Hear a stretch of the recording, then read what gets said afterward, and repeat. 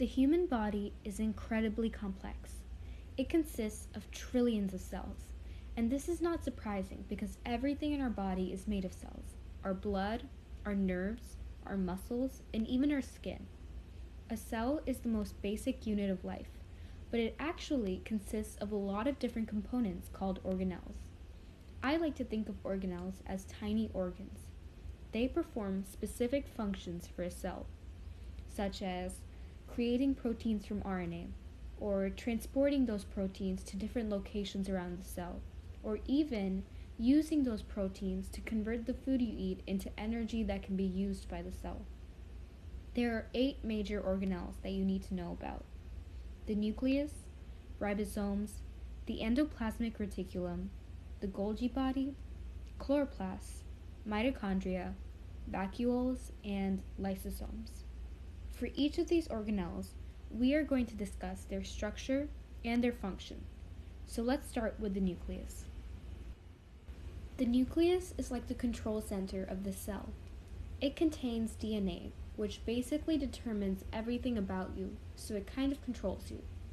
The nucleus is surrounded by a membrane called the nuclear envelope. This is a double membrane, meaning it has 2 layers. There's layer 1 and there's layer 2. The nuclear envelope separates the contents of the nucleus from the cytoplasm.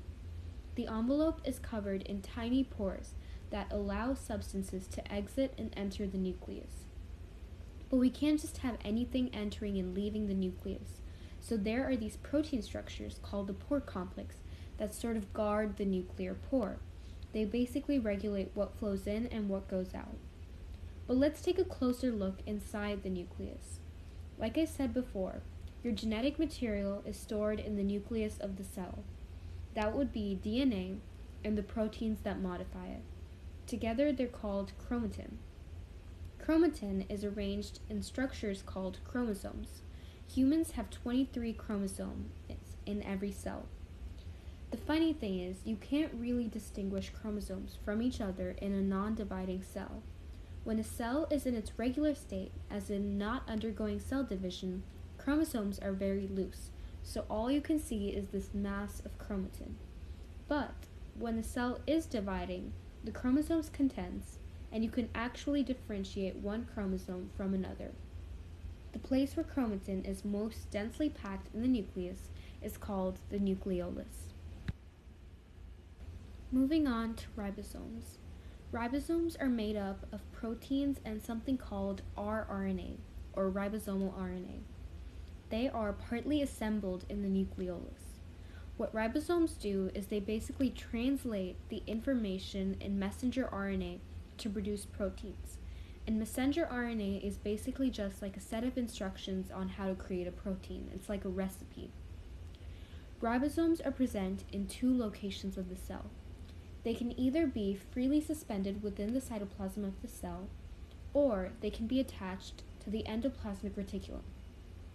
The ribosomes in the cytoplasm are called free ribosomes, and they generally make proteins that are used within the cytoplasm. The ribosomes attached to the ER, or endoplasmic reticulum, are called bound ribosomes, and they typically make proteins that are either incorporated into the cell's membranes or are exported from the cell to other locations in your body.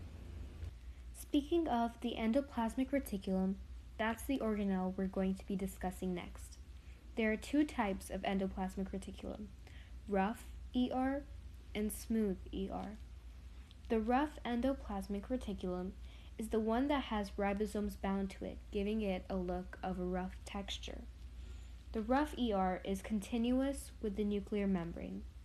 So what happens in the rough ER is, as the ribosomes produce their proteins, the proteins are threaded into the pores of the rough ER.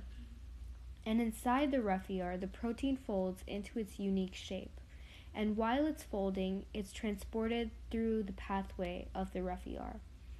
Then, the protein leaves the rough ER through a vesicle to be transported to another location in the cell. The smooth ER, on the other hand, is involved in lipid synthesis, so substances like steroids, phospholipids, and oils are produced here. The SmoothER also stores calcium ions. So what happens is calcium ions are pumped into the SmoothER, and then, triggered by a nerve impulse, they rush out. This movement of calcium ions triggers a response in the cell. In muscle cells, it could mean the contraction of the muscle cell for movement.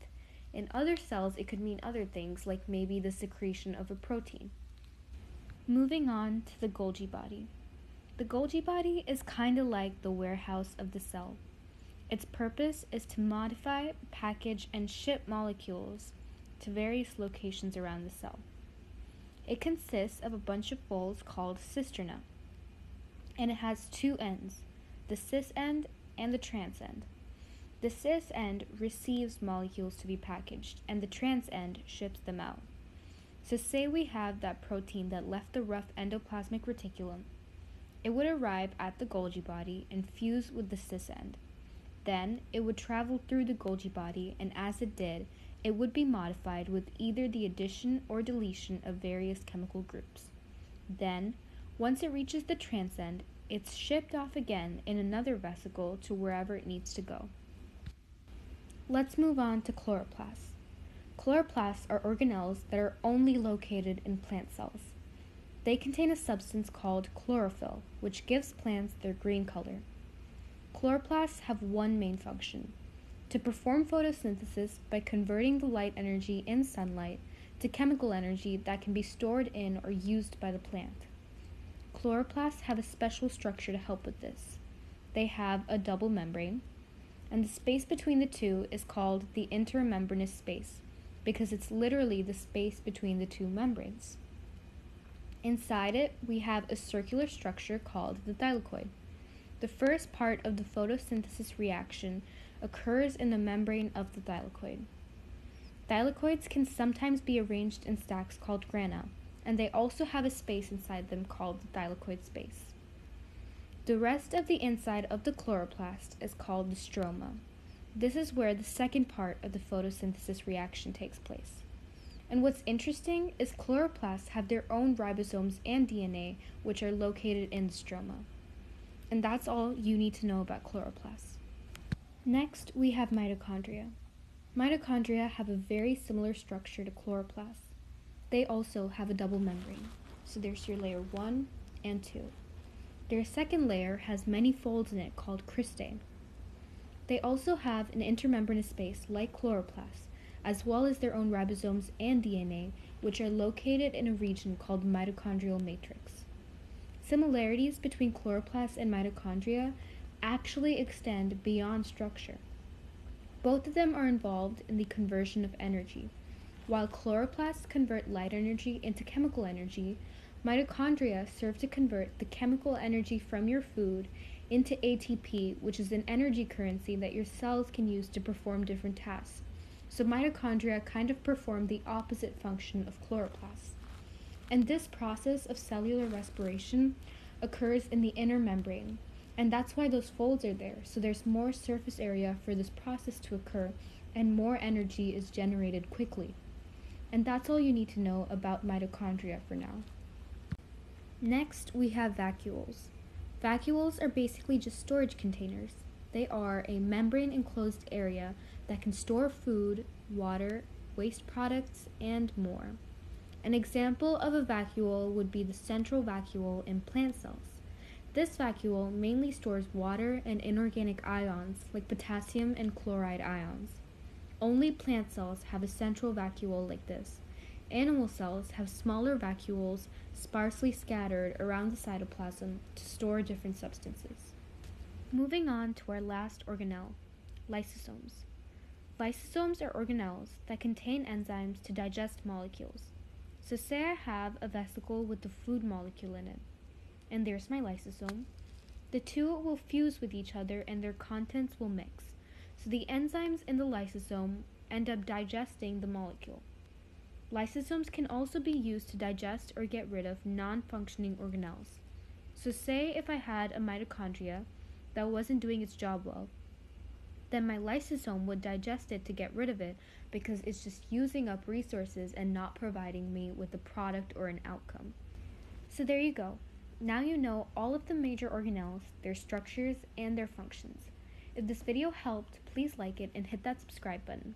If you have any questions, feel free to comment them down below, as well as any suggestions you have for future topics you might like me to explain. As usual, I have linked a review checklist in the description box so you can make sure you know everything you need to know for any tests or quizzes. Good luck studying, and bye!